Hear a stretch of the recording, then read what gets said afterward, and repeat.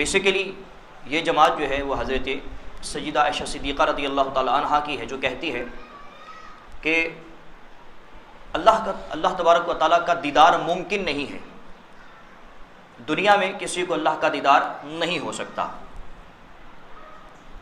اور دوسری طرف حضرت عبداللہ ابن عباس ہیں اور دیگر صحابہ کرام ہیں، جیسا کہ حضرت اکرمہ ہیں، حضرت حسن بصری ہیں، اور ان کے علاوہ جمہور علماء ہیں، ان کا یہ کہنا ہے کہ دنیا میں اللہ تبارک و تعالیٰ کا دیدار ناممکن، محال نہیں ہے، بلکہ ممکن ہے۔ سمجھ میں آ گیا کہ نہیں؟ تو حضرت عائشہ صدیقہ رضی اللہ تعالیٰ عنہ حضور علیہ الصلوۃ والسلام کی زوجہ محترمہ ہیں، آپ کیا فرماتی ہیں؟ آپ کے پاس کیا دلائل ہیں کہ جس کی بنا پر آپ نے منع کر دیا کہ دنیا میں اللہ تبارک و تعالیٰ کا دیدار ناممکن ہے، محال ہے، لہٰذا حضور علیہ الصلوۃ والسلام کو شب معراج اللہ کا دیدار نہیں ہوا؟ بیسیکلی مسلم شریف کی حدیث ہے جو کہ میرے سامنے موجود ہے کہ صحابی رسول حضرت مسروق رضی اللہ تعالی عنہ آپ فرماتے ہیں کہ میں سیدہ عائشہ صدیقہ رضی اللہ تعالی عنہ کے پاس موجود تھا، تو سیدہ عائشہ صدیقہ رضی اللہ تعالی عنہ نے فرمایا، اے ابو عائشہ،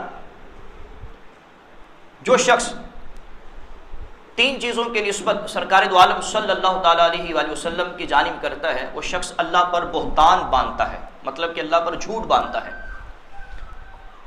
حضرت مسروق کہتے ہیں کہ میں نے حضرت عائشہ صدیقہ رضی اللہ تعالی عنہا سے عرض کی کہ وہ تین چیزیں کیا ہیں؟ تو اس میں سے ایک چیز یہ تھی کہ حضرت عائشہ صدیقہ رضی اللہ تعالی عنہا نے فرمایا کہ اے ابو عائشہ، اے مسروق، جو شخص یہ کہے کہ نبی پاک صلی اللہ علیہ وآلہ وسلم نے اللہ کا دیدار کیا ہے، وہ اللہ پر جھوٹ باندھتا ہے۔ یہ کون کہہ رہا ہے؟ حضرت عائشہ صدیقہ رضی اللہ تعالی عنہا۔ پھر حضرت عائشہ صدیقہ رضی اللہ تعالی عنہا نے دلائل بھی دیے، ویسی بات نہیں کر دی، باقاعدہ آپ نے دلائل دیے اور کہا کہ اے مسروق، کیا تم نے قرآن کی یہ آیات نہیں سنی کہ اللہ تبارک و تعالیٰ نے بڑی وضاحت کے ساتھ اور بڑے گرافک انداز کے ساتھ ارشاد فرمایا ہے، لا تدرکہ الابصار وہو یدرک الابصار، کہ کوئی آنکھ اللہ کی ذات کا ادراک نہیں کر سکتی، ہاں اللہ ادراک کر سکتا ہے۔ تو حضرت عائشہ صدیقہ رضی اللہ تعالی عنہا کہتے ہیں، دیکھو مسروق، اللہ تبارک و تعالیٰ نے خود ارشاد فرمایا ہے کہ کوئی آنکھ اللہ کا ادراک نہیں کر سکتی، لہذا یہ کہنا کہ شب معراج حضور علیہ الصلوۃ والسلام نے اللہ کا دیدار کیا، یہ قرآن کی اس آیت کے خلاف ہے، لہذا جو شخص یہ عقیدہ رکھے گا وہ اللہ پر جھوٹ باندھتا ہے۔ اور آپ نے پھر قرآن کی دوسری آیت سے استدلال کیا، وہ آیت کیا ہے کہ اللہ تبارک و تعالیٰ نے ارشاد فرمایا، وما کان لبشر ان یکلمہ اللہ الا وحیا او من وراء حجاب او یرسل رسولا، اور اللہ سے کلام کرنا کسی بشر کے لائق نہیں مگر وحی کے ذریعے کلام کر سکتا ہے، او من وراء حجاب، یا پردے کے پیچھے سے، او یرسل رسولا، یا اللہ کا کوئی فرشتہ بھیج دے۔ تو حضرت عائشہ صدیقہ رضی اللہ تعالی عنہا نے ان دونوں آیات سے استدلال کرتے ہوئے کہا کہ اللہ تبارک و تعالیٰ کا کوئی دیدار نہیں کر سکتا۔ تو سب سے پہلے تو یاد رکھیں، حضرت عائشہ صدیقہ رضی اللہ تعالی عنہا نے یہ جو بات کی ہے کہ اللہ کا دیدار نہیں کیا جا سکتا، حضور علیہ الصلوۃ والسلام نے اللہ کا دیدار نہیں کیا، یہ بات حضرت عائشہ صدیقہ رضی اللہ تعالی عنہا نے قرآن کی دو آیات سے سمجھ کر یہ بات کی ہے، یعنی کہ دیدار نہیں کیا جا سکتا، قرآن کی دو آیات کے پیش نظر آپ نے یہ بات کی ہے۔ ایسا نہیں ہے کہ حضور علیہ الصلوۃ والسلام سے حضرت عائشہ صدیقہ نے پوچھا تھا یا حضور علیہ الصلوۃ والسلام نے خود بتایا تھا کہ ہاں عائشہ میں نے تو اپنے رب کو نہیں دیکھا، ایسا کچھ بھی نہیں ہے۔ آپ کسی حدیث کے پیش نظر نہیں کہہ رہی، نہ حضور نے ان کو بتایا، نہ انہوں نے حضور سے سوال کیا، منع کیوں کر رہی ہیں؟ قرآن کی ان 2 آیات کی وجہ سے کہ ان 2 آیات سے ثابت ہوتا ہے کہ اللہ کا دیدار نہیں کیا جا سکتا. ٹھیک ہے. اب ہم حضرت ابن عباس رضی اللہ تعالی عنہ کے دلائل کی طرف چلتے ہیں. حضرت ابن عباس رضی اللہ تعالی عنہ، حضرت اکرمہ اور حضرت حسن بصری اور ان کے علاوہ جمہور علماء فقہاء محدثین کا یہی منہج، یہی مسلک ہے کہ شب معراج اللہ تبارک و تعالیٰ کا دیدار حضور علیہ الصلوۃ والسلام نے کیا ہے. ذرا حدیث آپ سن لیں، اس کے بعد وضاحت کریں گے. حضرت امام احمد بن حنبل ائمہ اربعہ میں سے ایک ہیں. وہ مسند امام احمد بن حنبل میں کہتے ہیں ان اکرامہ ان ابن عباس قال رسول اللہ صلی اللہ علیہ وآلہ وسلم رأیت ربی تبارک و تعالی. حضرت اکرمہ سے روایت ہے، وہ حضرت ابن عباس سے روایت کرتے ہیں، کہتے ہیں کہ رسول اللہ صلی اللہ علیہ وآلہ وسلم نے فرمایا رأیت ربی، میں نے اپنے رب کو دیکھا. دوسری حدیث امام ابن حبان نے اپنی سند کے ساتھ روایت کی ہے ان ابن عباس قال رأى محمد صلی اللہ علیہ وآلہ وسلم ربہ، کہ حضرت ابن عباس سے روایت ہے، کہتے ہیں کہ حضور علیہ الصلوۃ والسلام نے اپنے رب کو دیکھا ہے.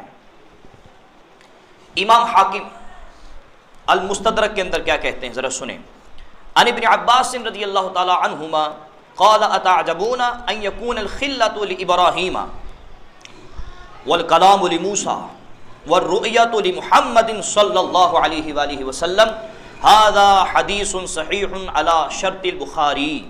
حضرت ابن عباس رضی اللہ تعالی عنہما نے فرمایا کہ کیا تم کو اس پر تعجب ہے کہ حضرت ابراہیم کے لیے خلیل ہونا ہو، حضرت موسیٰ کے لیے کلام، اور سیدنا محمد صلی اللہ علیہ وآلہ وسلم کے لیے دیدار ہو؟ کیا مطلب کہ اس بات پر تعجب نہ کرو کہ حضرت ابراہیم اللہ کے خلیل کیسے ہو سکتے ہیں، حضرت موسیٰ اللہ سے کلام کیسے کر سکتے ہیں، اور حضور علیہ الصلوۃ والسلام اللہ کا دیدار کیسے کر سکتے ہیں. اس بات میں کوئی تعجب نہیں ہے. تو پتہ کیا چلا کہ حضرت ابن عباس یہ سمجھا رہے ہیں کہ حضرت ابراہیم جس طرح اللہ کے خلیل ہیں، حضرت موسیٰ اللہ کے کلیم ہیں یعنی کلام کرتے تھے، اسی طرح سیدنا محمد صلی اللہ علیہ وآلہ وسلم نے اپنے رب کا دیدار کیا ہے. آگے چلیے. عن ابن عباس رضی اللہ تعالی یقول ان محمد صلی اللہ علیہ وآلہ وسلم رأى ربہ مرتین، مرۃ ببصرہ ومرۃ بفؤادہ. اللہ اکبر، سبحان اللہ. کہ مجمع الزوائد کے اندر یہ حدیث ہے کہ حضرت ابن عباس رضی اللہ تعالی عنہ سے روایت ہے، کہتے ہیں کہ محمد صلی اللہ علیہ وآلہ وسلم نے رأى ربہ مرتین. تم کہتے ہو کہ ایک مرتبہ بھی نہیں دیکھا، حضور علیہ الصلوۃ والسلام نے رأى ربہ مرتین، اپنے رب کو 2 مرتبہ دیکھا ہے. مرۃ ببصرہ، ایک مرتبہ سر کی آنکھوں سے، ومرۃ بفؤادہ، اور ایک مرتبہ دل کی آنکھوں سے.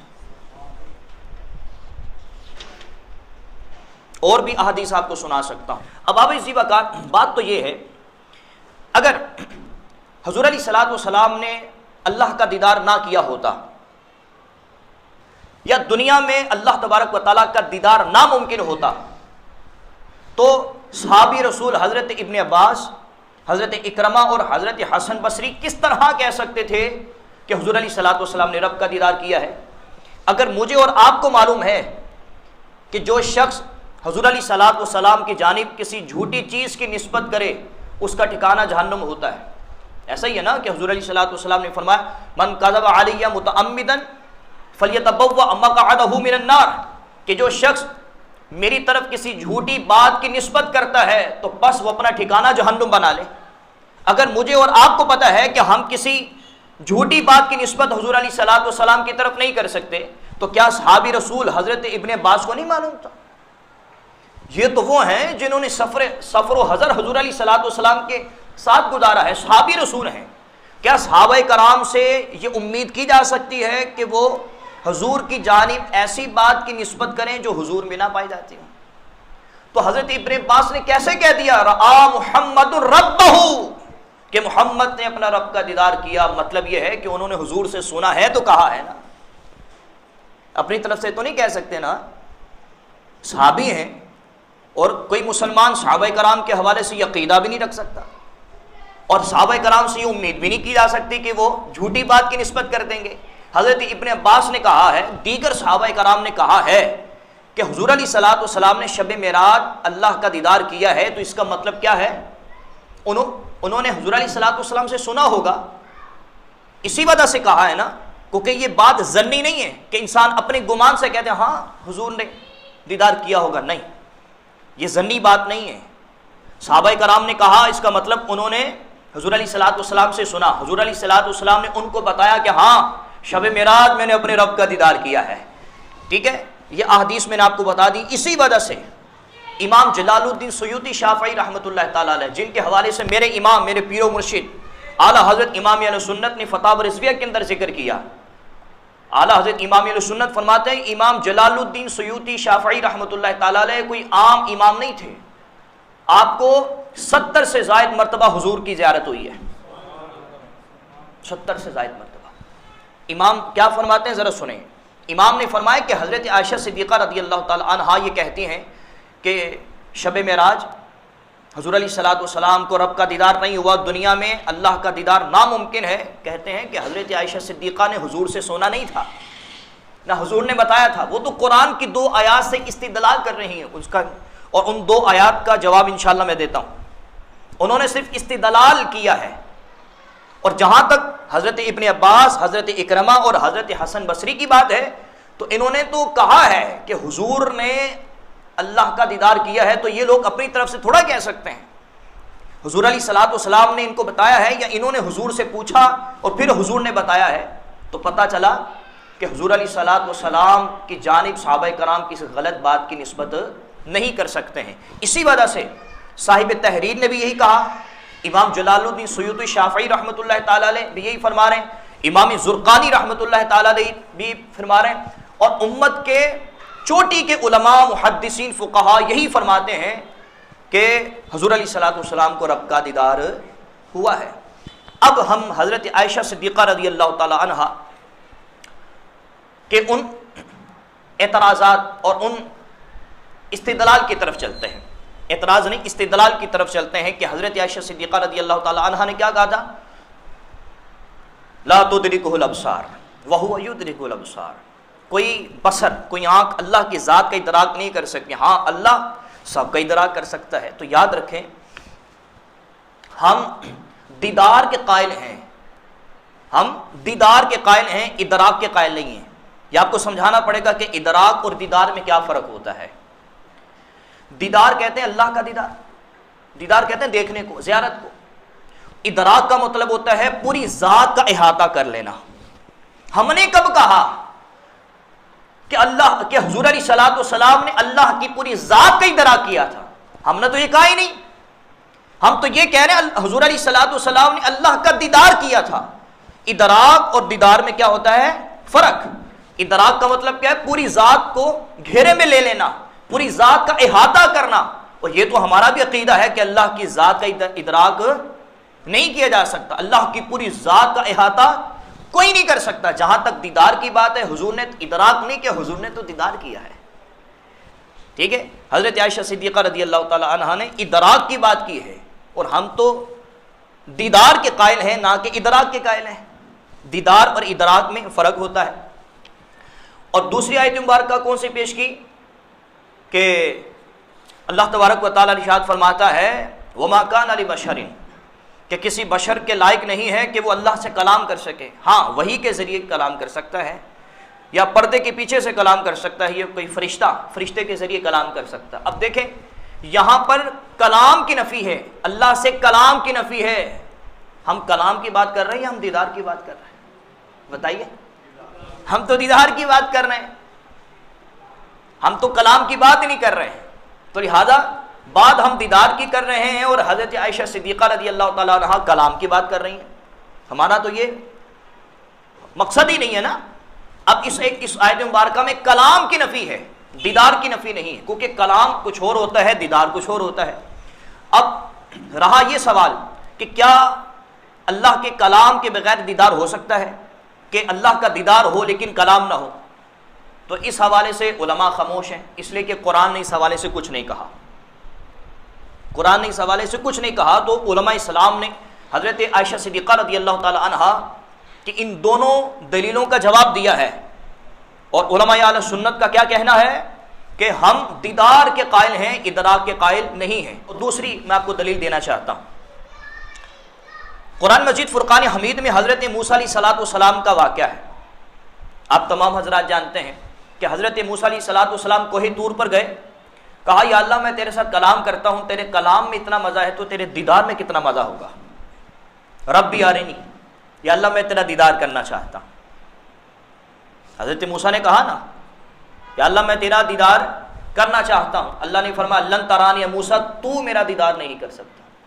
یہ نہیں کہا کہ کوئی دیدار نہیں کر سکتا، کہا موسیٰ تو میرا دیدار نہیں کر سکتا، تو کلیم اللہ ہے، کلیم اللہ میرا دیدار نہیں کر سکتا، حبیب اللہ میرا دیدار کر سکتا ہے۔ اب ذرا دیکھیے، میں آپ کو سمجھانا چاہتا ہوں، اگر دنیا میں اللہ تبارک و تعالیٰ کا دیدار ناممکن ہوتا، جیسا کہ حضرت سیدہ عائشہ صدیقہ رضی اللہ تعالیٰ عنہ فرما رہی ہیں، وہ ہماری سروں کی تاج ہے، ہماری ماں ہے، ٹھیک ہے نا، آپ فرماتی ہیں کہ دنیا میں حضور علیہ السلام کا دیدار ناممکن ہے۔